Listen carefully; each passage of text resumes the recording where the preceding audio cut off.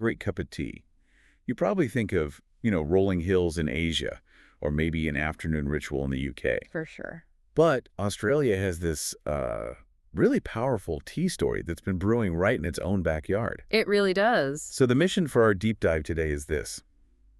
When a tea says Australian grown on the label, what are you actually drinking?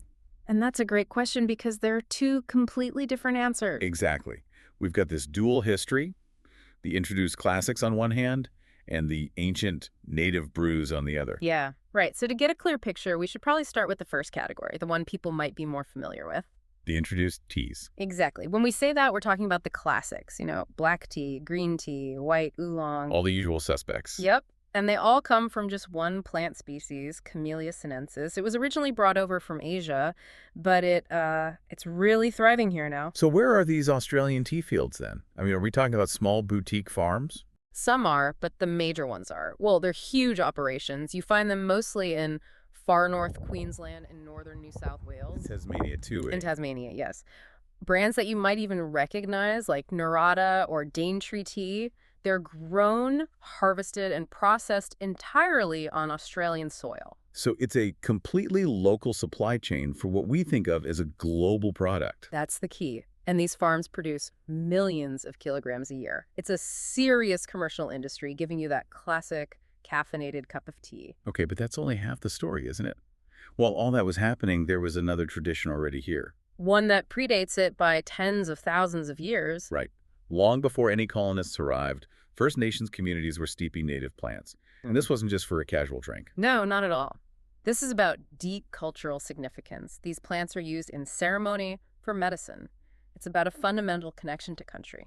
So let's get into some examples. What are we talking about flavor-wise? Oh, the profiles are incredible. Take lemon myrtle, for instance. It's not just lemony, it's this intensely bright, zesty, almost perfumed infusion. And I've heard of wattle seed. That was totally different, isn't it? Completely. It's roasted, so you get these very deep, earthy, nutty notes. Almost like coffee. Then you have things like strawberry gum, which is much more sweet and floral. The sources also mention plants used specifically for health. Yes, like gumby gumby, which is traditionally used for boosting immune health, or peppermint gum. A natural decongestant, I believe. Exactly. So these are really ancient remedies, not just a hot beverage. So let's put them side by side then. If you've got both in your pantry, what's the real distinction? Well, it really boils down to three key things. First, the plant itself. It's either Camellia sinensis or it's an Australian bush food. Simple enough. Second, and this is a big one, caffeine. The introduced teas have it. The native teas do not. So it's a clear yes or no. A clear yes or no. And third is the use or the intent.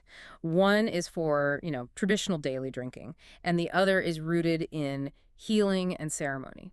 Which means when you, the consumer, go to buy Australian tea, you're actually making a really interesting choice. You really are. You're choosing to support local farmers, which is great, but you're also choosing which local story to support. A global tradition grown locally, or an ancient wisdom that's indigenous to the land itself. So why does this choice matter in the bigger picture? Well, practically speaking, choosing any Australian-grown tea, whether it's a classic black tea or a native lemon myrtle, reduces food miles. You get a fresher cup. That's a good point. But on a deeper level, the insight here is that when you brew that cup, you're participating in the story of the land. You're connecting to either an imported tradition or a deep indigenous heritage. So a final thought for you to take away is this. Take a look at your own pantry. How much of what's in there actually reflects the local history and the native flavors of the land where you live? It's a fascinating question to consider. We'd encourage you to maybe explore both worlds of Australian tea, leaf by leaf, and decide which story you want to taste today.